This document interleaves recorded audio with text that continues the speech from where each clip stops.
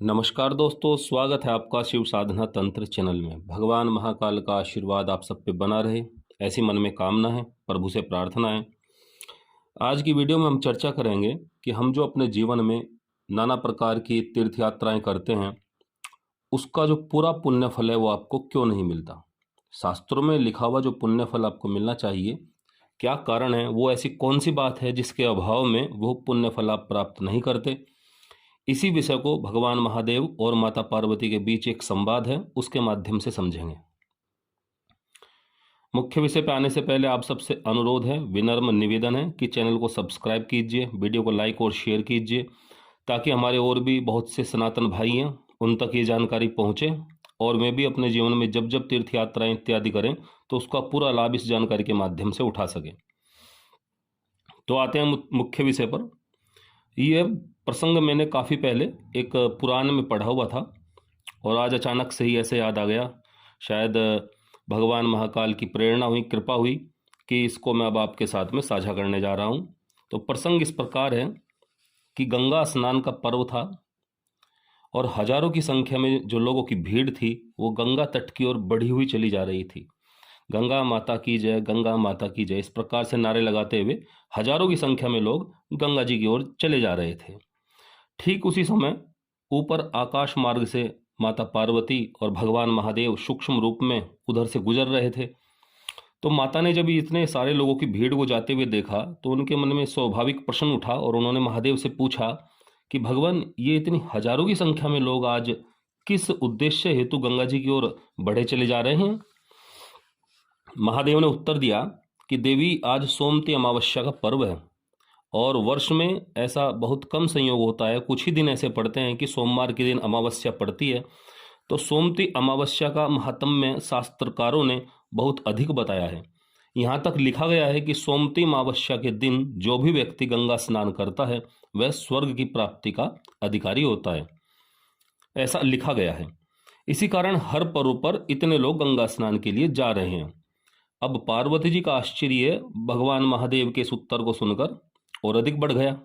उन्होंने कहा कि स्वर्ग से तो हम लोगों का निरंतर संपर्क बना रहता है, वहाँ आना जाना भी होता रहता है, वहाँ तो इतनी जगह नहीं है, क्योंकि आज सोमवती अमावस्या को हजारों की संख्या में लोग जा रहे हैं और वर्ष में कहीं कहीं सोमवती अमावस्या पड़ती होंगी।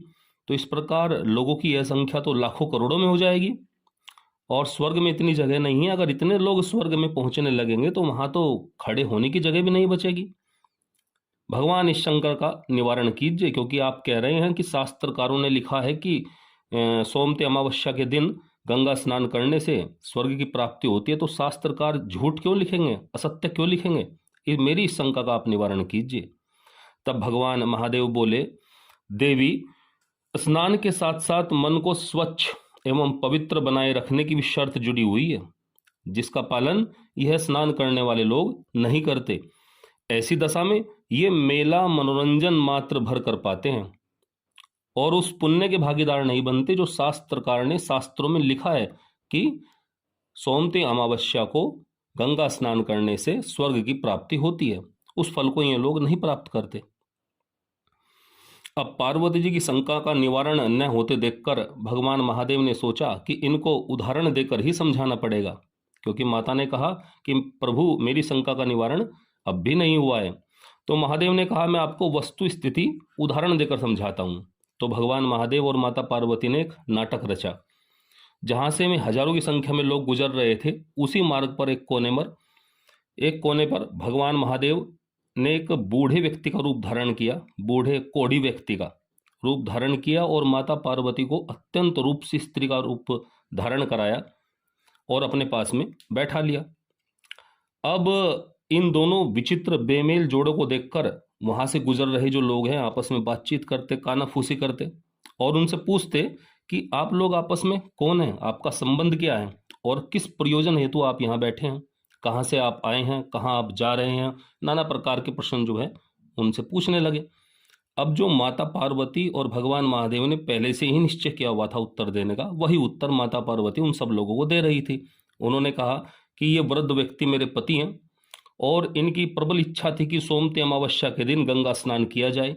इनकी इसी इच्छा को पूर्ण करने के लिए मैंने सोमती अमावस्या के पर्व पर गंगा जी का स्नान कराने के लिए लाई हूँ। अब चूंकि इनके अंग काम नहीं करते, इसलिए मैं अपनी पीठ पर इन्हें बैठाकर ले जा रही हूँ। काफ़ी दूर से हम लोग आ रहे हैं और हम थक गए हैं, इसलिए थोड़ा आराम करने के उद्देश्य से यहाँ बैठे हुए हैं।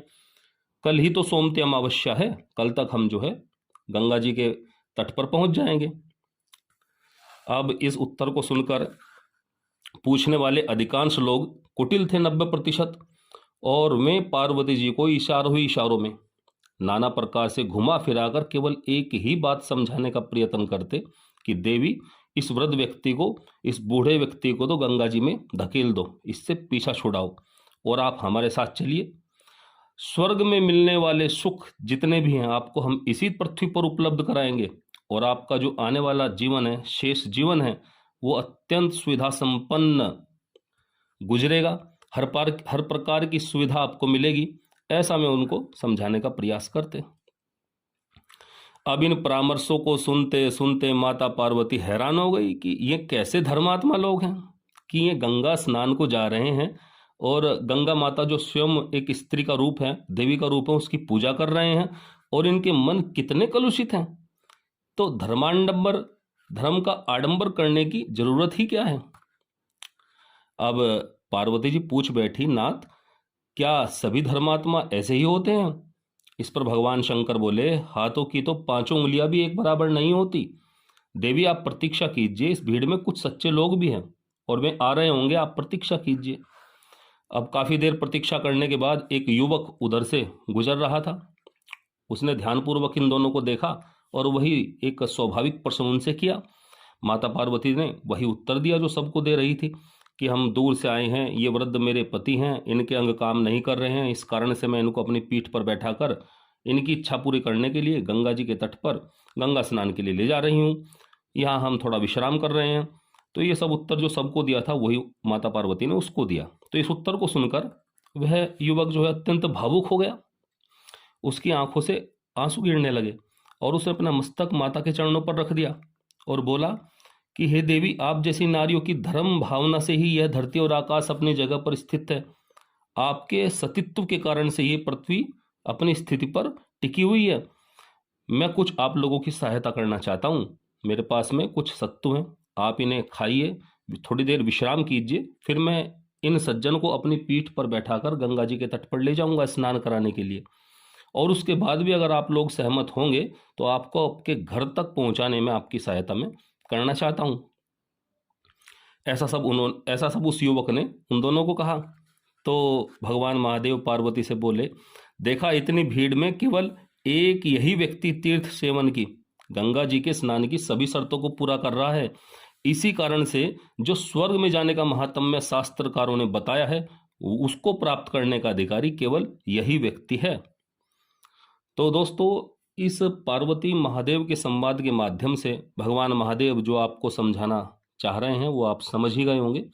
अपने जीवन में हम जब जब तीर्थ यात्राओं पर निकलें तो अपने मन की भावनाओं को हमें पूरे रास्ते के अंदर, यात्रा के अंदर जो भी व्यक्ति मिलते हैं उनसे हमारा व्यवहार कैसा है, कैसा व्यवहार हम उनसे करते हैं, क्या हमारी मन की भावनाएं हैं, ये सब तीर्थ यात्रा से जुड़ी हुई चीज़ें हैं। आप इनका अगर पालन करेंगे, अपने मन को पवित्र रखेंगे, मन में केवल भगवान के प्रति भक्ति भावना को रखते हुए तीर्थ की यात्रा करेंगे, तो निश्चित रूप से आप उस पुण्य के भागी बनेंगे जो शास्त्रकारों ने शास्त्रों में लिखे हुए हैं। तो वीडियो को अधिक लंबा न करते हुए बोलो हर हर महादेव। मिलते हैं अगली वीडियो में। नमस्कार।